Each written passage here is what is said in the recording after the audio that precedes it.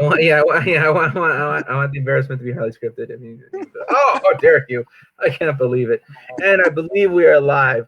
We are joined this hour by Zack Ritter, who is a man. What are you? You are. What's the word for Mangan. like? What's the word for people who are make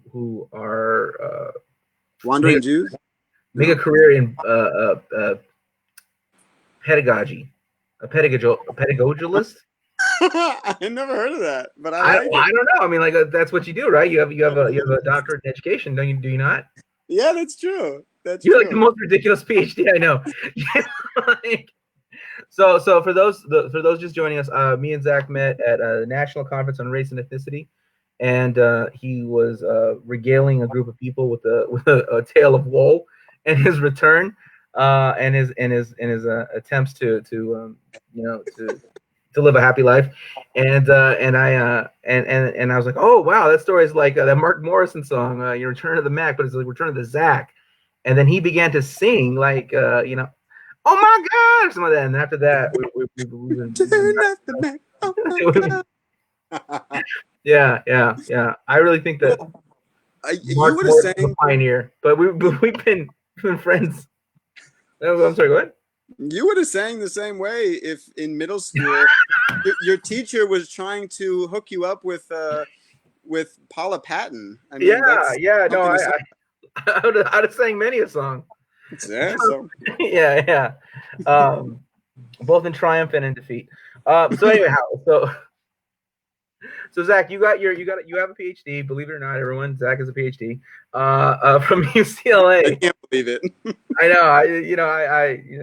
I wouldn't believe I had not seen it. All right, so Zach, tell us about the education program this is actually for those who wide cross section people are seeing this, so they might not know that UCLA is actually one of the top schools in terms of education policy and study and science.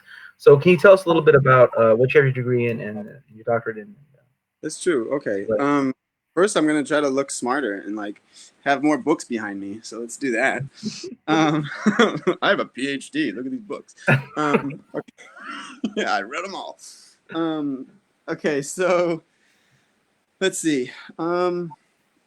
Yeah, I got a PhD at UCLA in higher education, and actually, uh, I don't know. Something I learned in the program is if you go to a really top tier school, um, the education one on one is actually not that good, and it's more about churning out research.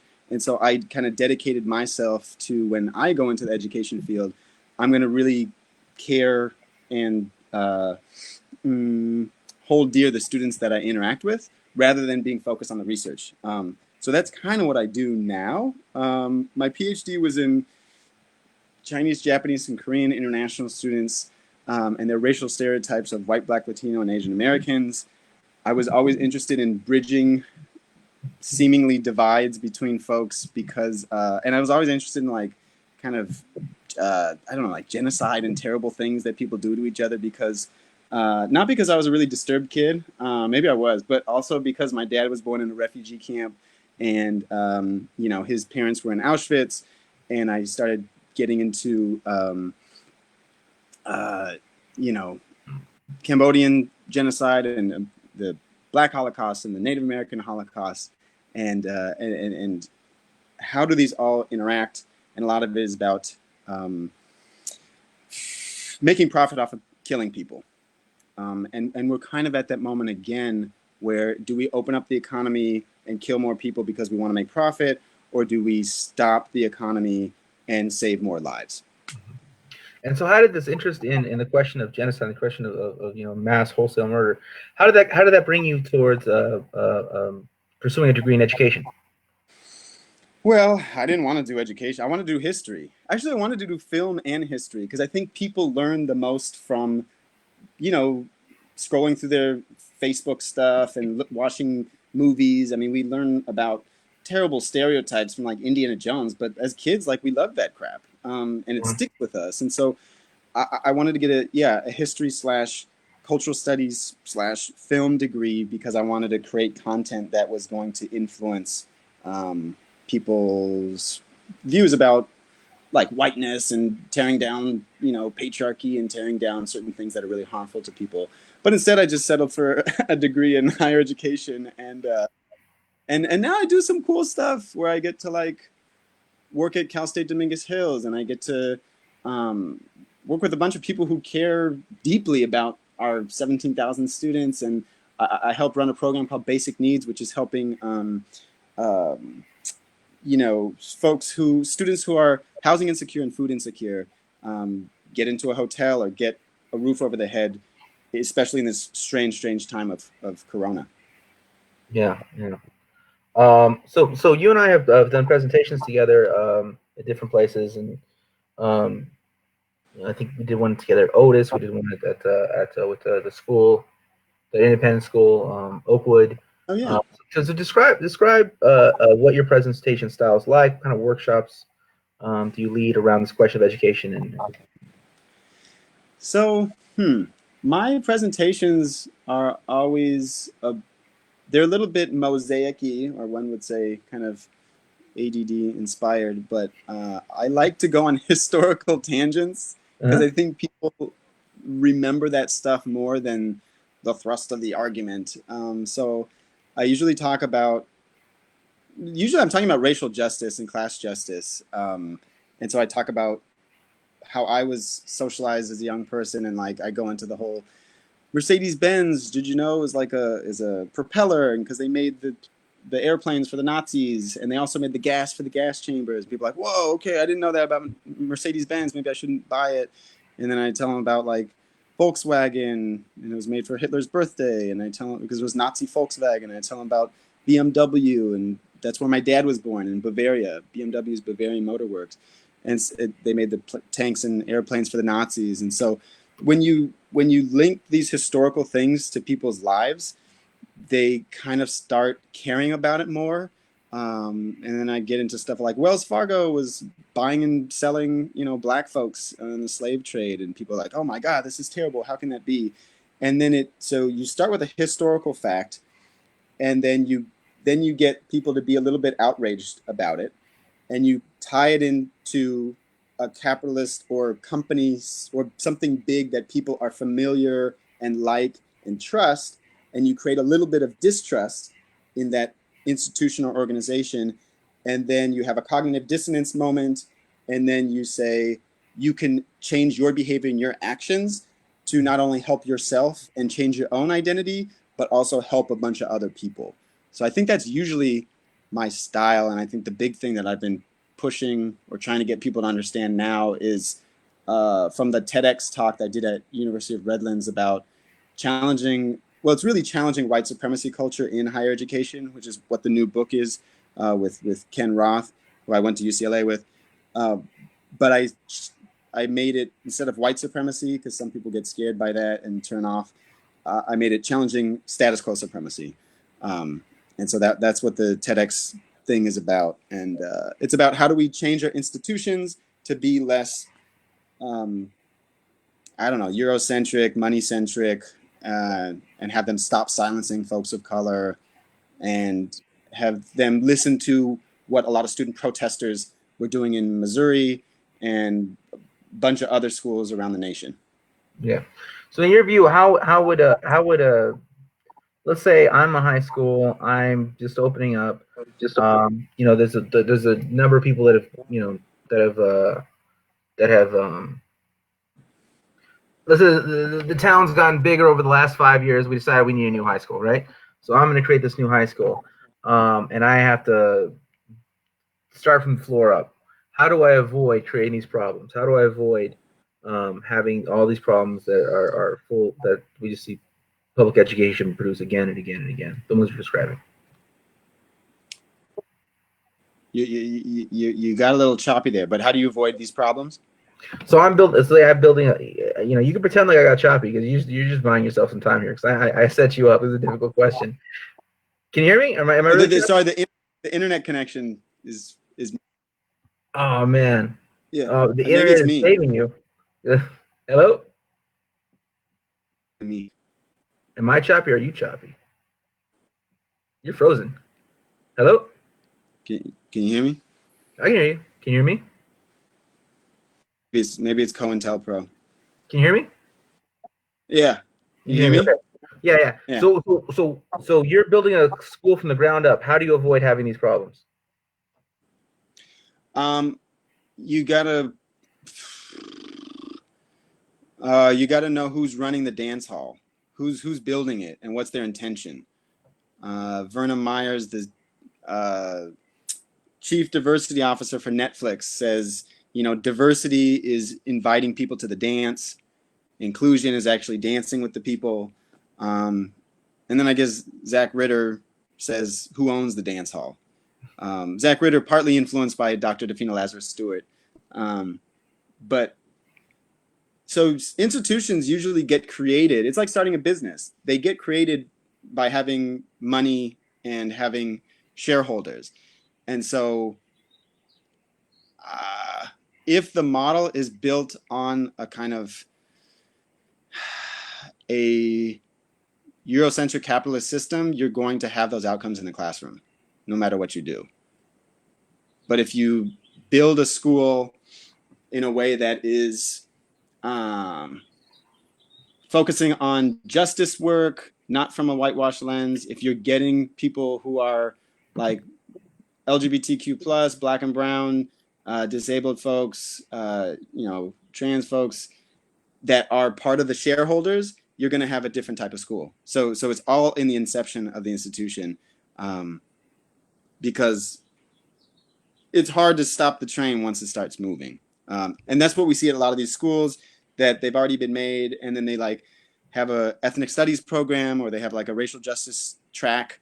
But that's like, it's kind of a drop in the water of a larger water that is polluted by kind of white supremacy culture, which is not just that white people are bad. That's not what I'm trying to say, but white supremacy culture in the Jones-Okun article 2001, which has 12 points of a culture that is based around kind of capitalist-y white men stuff.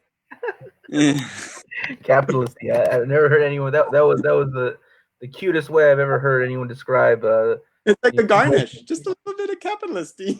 It's a little capital. That's the cutest way I've ever heard the exploitation of surplus labor power. Anyhow, so you have worked both. Getting back to you've worked both as an admin and as a teacher in higher ed. What are the difference in requirements between these two things? I mean, what makes a good admin and what makes a good teacher? Wow, that's a good question. I've never been asked that. Because they always think of it as such different worlds, and like never the twain shall meet. And people really look down on administrators, especially in PhD programs. It's like, oh, you didn't make the NBA? Well, probably go to D League. You could play in Europe for a while. You could be an administrator. It's so messed up, man. But of course, the dirty secret is that administrators make a lot more money than professors. Is that the secret? I don't know. I thought that. Yeah. I don't know, but no one told the professors at a lot of these institutions. So I think it's a lot of similar stuff. You got to really love the students. You got to care about. I don't even think the institution necessarily, because that changes. But like, you kind of got to throw your whole self into it and give a lot of yourself. In the classroom, you got to make it fun, interesting, and dynamic, because people get bored easily. Lord knows I do too. And you have to have visuals. You have to, now we're in the Corona stuff, you have to have YouTube videos. You have to have Zoom videos. You have to make it fun and interactive. And you got to make it relatable in the classroom. And I like to, whatever, you jump on the tables and you do it. It's kind of it's edutainment, right? It's entertainment and education. Like the programs you do are freaking amazing, right? Because they get people to think and feel and cry and laugh and all the emotions. On the administrative side, you have to be a little bit more straight-laced at certain times, because you have to play the role of, I am supposed to be an authority figure and I'm supposed to be serious. And then people kind of respect you and they're like, haha, actually, I just really care about you and I want you to have a nice day and be, a thriving. I hear the words you're saying, but I also remember you running a program called Dudes as an administrator. I don't forget that happened. No, I can never live that down. Okay, so let me change that up. So dudes understanding diversity, ending stereotypes. So I think at University of Redlands, because I had a really cool boss, Yeah. shout out to Leela Madhavarao, she allowed us to do really creative, interesting things. And because I worked in a diversity center, I think there was a built-in notion that we were going to challenge the system, which was kind of status quo, moneyed white stuff. As I've kind of gone up the ranks in higher education, and now I'm at a large public institution, there is an expectation that I don't want to say it's more corporate, but like people wear suits and like people wear ties and like it is a little bit more bureaucratic. And so I think I try to not play that role as much. Like I wear shirts that have like little dog patterns and zebra patterns. Are you wearing ties? No. So you got the Obama jacket with the okay. Well, I started with a jacket at first. Now I just wear the shirt, and Okay. I'm not tucking in my shirt, which is probably not good. But oh, you're not even tucking your shirt in. You're not even dressed as well as like a Big Five manager. I mean, Jesus. I'm not. But I will say, because I don't tuck in my shirt and because I hold myself in a certain way, I think students are like, okay, this guy's not scary. This guy is not going to be mean. And because I have to do conduct as well. I have to do disciplinary stuff. And so some of those are really difficult conversations of like, hey, why did you cheat on this test? Or like, hey, like, why did you punch this other person? And so in order to do that interesting restorative justice stuff, I think I have to not take myself as seriously and create, I don't want to create distance between me and the student. And that's not always easy to do in a large bureaucracy. But back to the question, like, I think you could be more authentic and yourself from jump in the classroom as a professor. I think in the administrative role, you have to be a little bit more circumspect at first, and then you can start bringing in social justice ideas to your work. And if you're at the right institution, which I think Cal State Dominguez Hills is for me, folks are really down for you to bring in justice work into being an associate dean of students. So so you've taught at UCLA, where else? University of Laverne, University of Redlands, and I guess informally Harvey Mudd College. I think that's it. So what were your experiences like at Laverne, UCLA, and Laverne and UCLA as a professor? Laverne was great because you had small classrooms, and you could and it was in a program that was very social justice-y, and the course was called Decolonizing Higher Ed and like challenging whiteness, and like the students were all about it, and we were all, and I was honest. I was like, look, I'm a white Jewish guy that's coming into this space, and like I'm not trying to act like I know everything, but I'm gonna like facilitate conversations, and I want you all to teach each other. It was amazing. That was fantastic, and we really challenged a lot of the rules and thought outside the box. I think UCLA is also amazing because the undergraduate students are they're very brilliant. I mean, all the students have been brilliant, but the UCLA students, I love being in those spaces because challenging the status quo there is interesting because those students have been trained like, wait, when does it due? But what's the assignment? And it's like, the assignment is to decolonize your mind, and it's harder. Like, I can't really grade you on that. Like, yes, I'll do the papers and I'll look at them and all that stuff, but like, did you ever give someone like a C- on decolonizing their mind? No, I never had the heart. They probably deserved it. Some people deserved it, but would you ever give them like a B on decolonizing? I mean, what does it look like? What does it look like to get a B? I'm really curious of this guy. What's like you 64% or you 86% decolonized. You know, it's like you still got this 14% rattling around, just like, oh my god. Like, well, because you can't undo, whatever 20 years of socialization in usually the U.S. in 10 weeks. I'm not the one grading this stuff. That's you, buddy. So I want to know. I want to know your metrics.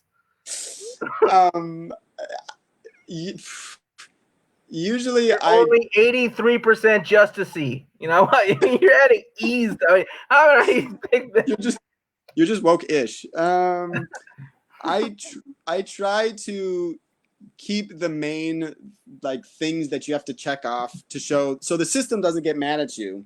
I have some tests and I have some papers that you have to do, and I'm usually a pretty generous grader on those. But I honestly don't focus that much on the assignments. I focus more on the conversation, the films we watch, the kind of the presentations students do, because I think that's where the real learning happens. And moreover, I think the most learning happens outside in the hallway when we're talking, like after class, when I don't know, the grades don't matter and things don't matter. People really get real and raw with each other, and I think that's where the decolonizing actually happens. Yeah, I like that. So let's talk about the book. The book that's coming out. The book, the edited copy of the book. Yeah. So Ken Roth and Ken Roth is a guy I connected with at the UCLA PhD, and he was one of the only guys that was real and authentic and was not trying to climb the ladder of whatever it was there. I mean, the whole program is called HEOC, Higher Education and Organizational Change, and it was supposed to be about challenging these systems, but I think it's hard to challenge a system when you're vying for being number 1, number 2, and number 3 in the nation at this higher ed stuff. Yeah. So people said they were interested in justice work, but they did not necessarily treat people very well there all the time, I will say. So that's a long way of saying Ken Roth and I connected. We made a book last year called Marginality in the Urban Center, Challenging Whiteness in the Americas and Beyond, with Palgrave. And this year, we're not super geniuses. We're just people connectors. And so last time it was 12 different chapters from 12 different authors. So we're just the editors. And this year it's called, again with Palgrave, it's called A Peculiar Institution, Fear, Power, Abuse in Higher Ed. No, Whiteness, we changed the title. Whiteness and Challenging something in Higher Ed. I'll get back to you with the colon.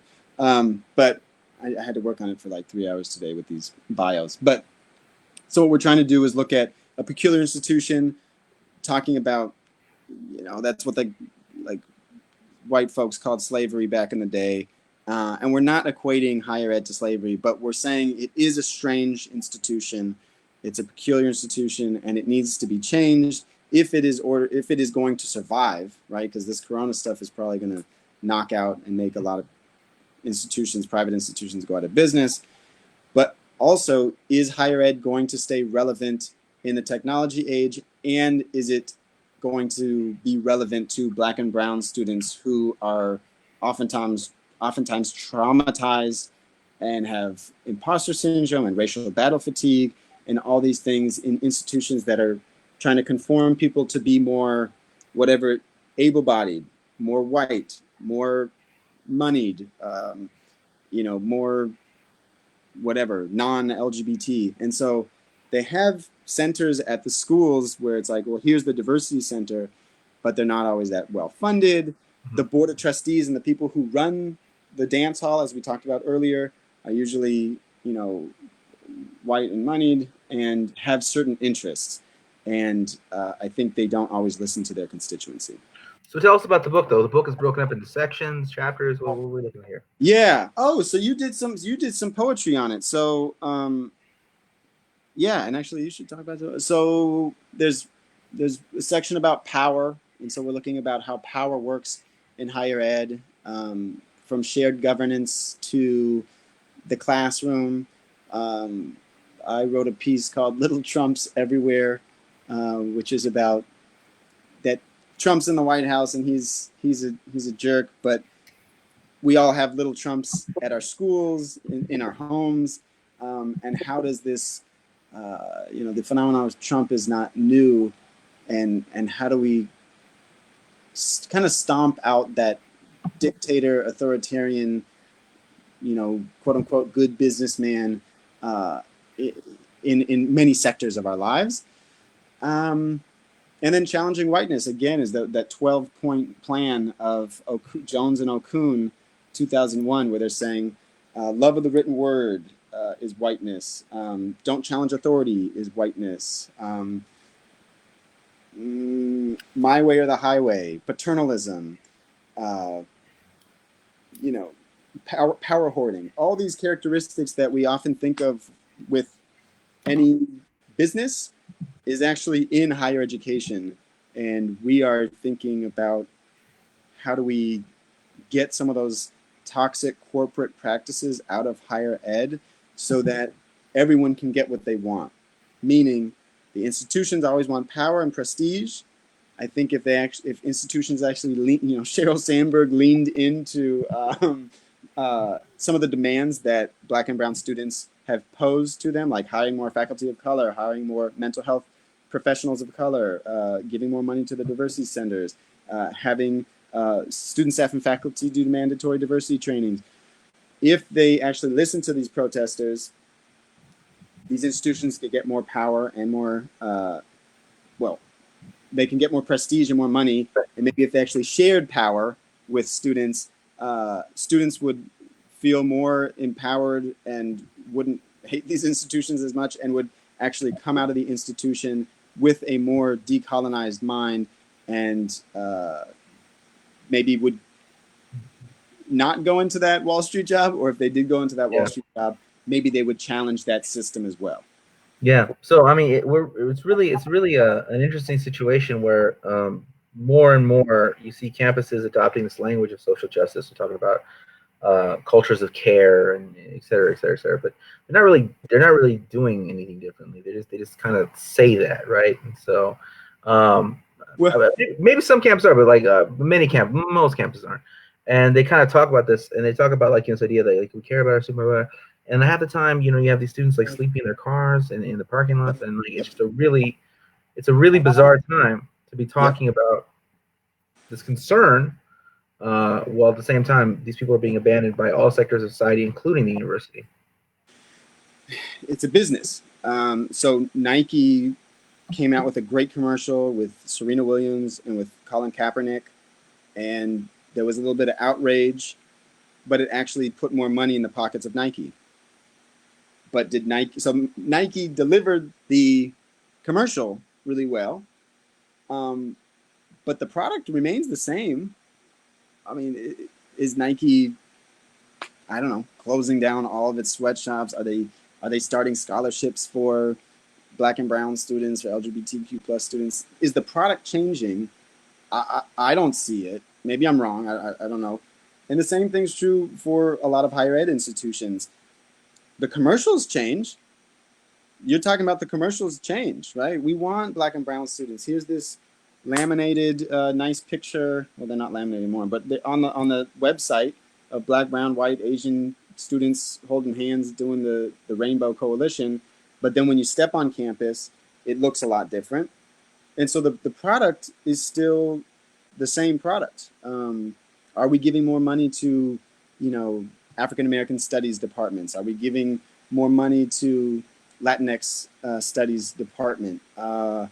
Not really. Are we doing a 1 year, 2 year, 3 year intensive program about racial justice, critical race theory, critical queer theory? Are we giving people? Are we equipping students with the tools that they need to be successful in today's society?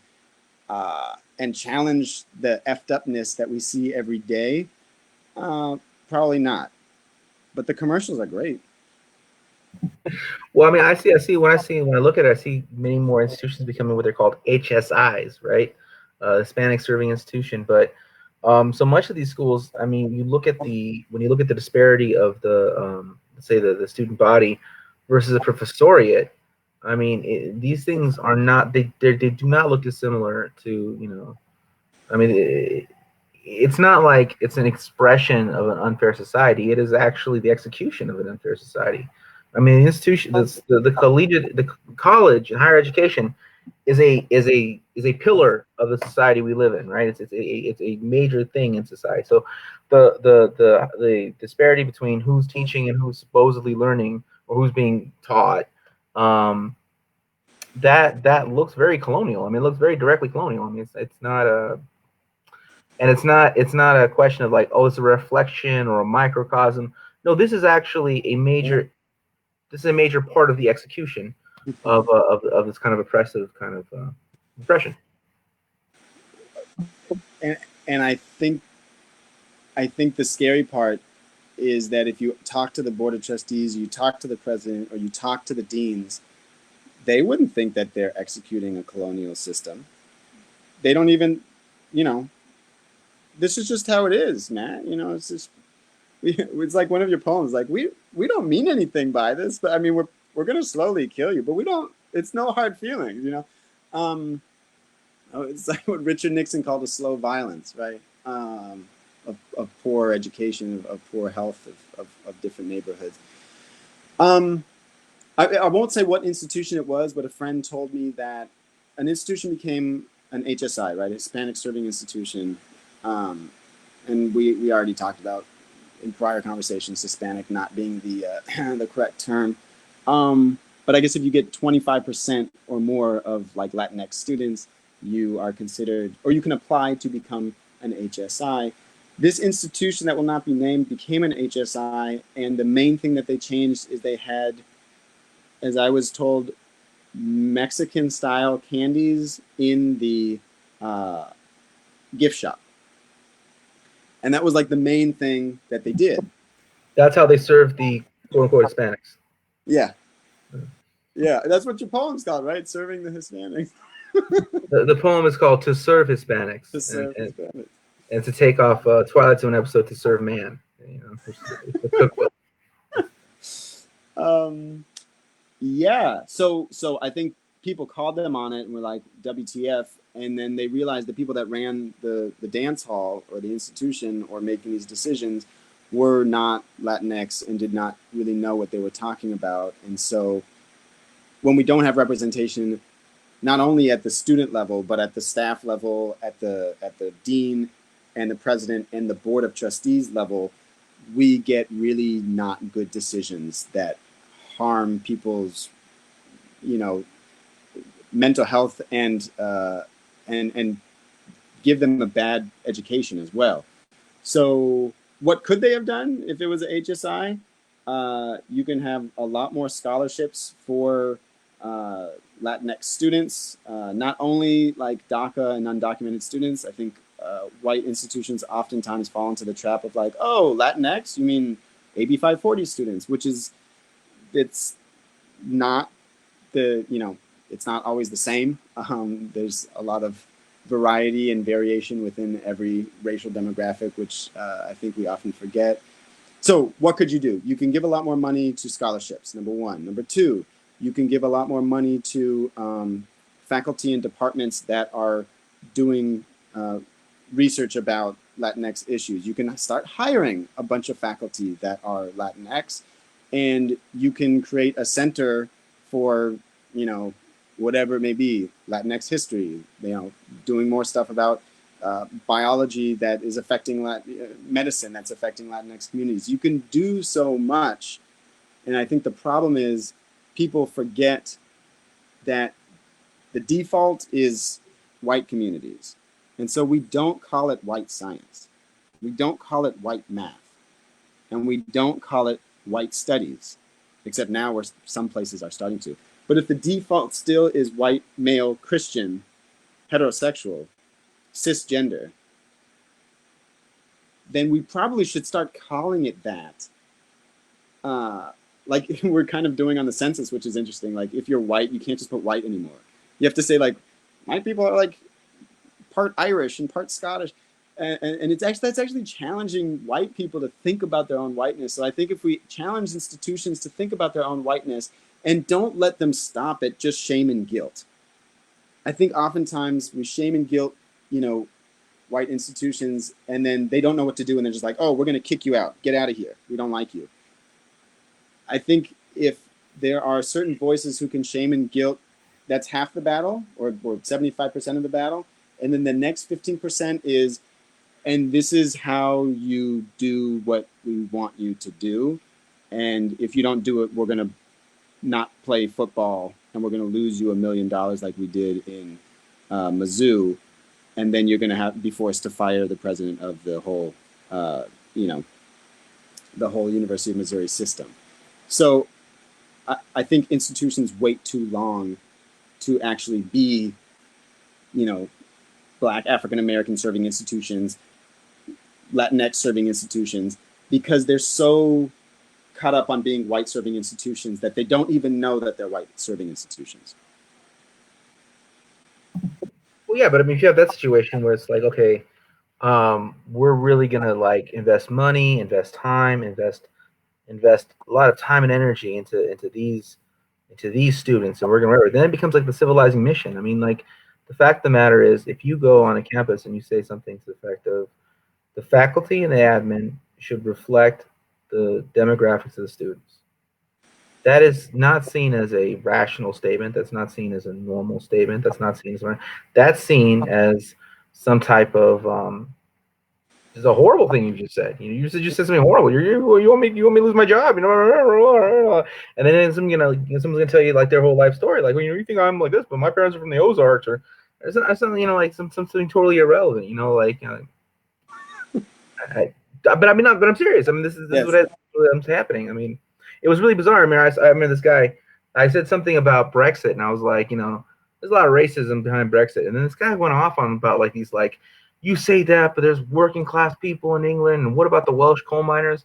And I was like, there was coal miners in my family, like blah blah blah. He's like, oh, and I was not only the coal miners in my family, but they actually got thrown out to Mexico. And he's like, oh, well, you carry an ethnic grudge throughout generations. So this guy's randomly bringing up Welsh coal miners, and then when I say actually, like, I don't think he's Welsh. I mean, he just brought up Welsh coal miners out of nowhere, and then all of a sudden he's like, I'm telling you, there was coal miners in my family, literally in my family, and he's calling that like some abstract ethnic grudge when he's actually abstractly inventing these Welsh coal miners. I mean, there were Welsh coal miners, but he's not thinking of a Welsh coal miner with a name. It's not like, this is not like.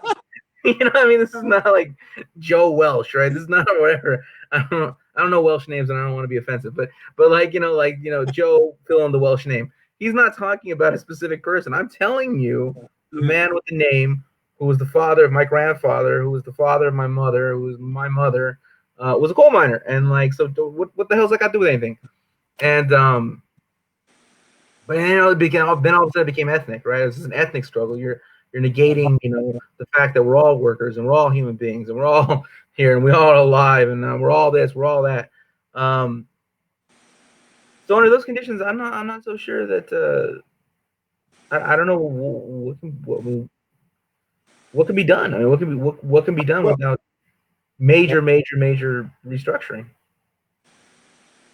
Well, yeah, that's the hard one.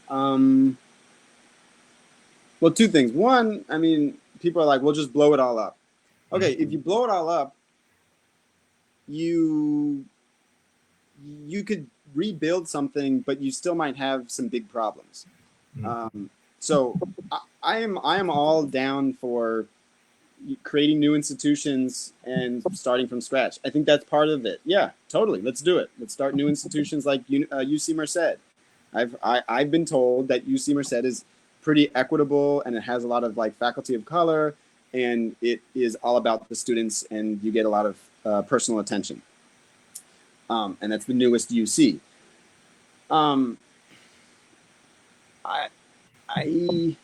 Number two, I think there's a lot of work to be done around myth making. And we're all taught myths as little kids, right? Whatever. I grew up in a Jewish household, so, Moses parted the sea But then there comes a time when you're like, Moses maybe wasn't a real guy. Maybe there wasn't the sea. Like, yeah, there were pharaohs, but like, it's a good story, but you're supposed to melt it down. And the story is power can be real a-holes, and you shouldn't abuse your power, right? Same thing if you grew up in a Christian household. Jesus rose from the dead, and he did a bunch of things and helped a bunch of people and made loaves and wine and all these things. There comes a time in your life where you're like, well, I don't know if Jesus was even a real character, but whatever he said and did, he basically overthrew the Roman Empire eventually. And it's a story of it's the David and Goliath story of a small guy who was taking on a large institution. And he said, this is a coin that has Caesar's face on it, but give back to Caesar what's Caesar's and give back to God what's God.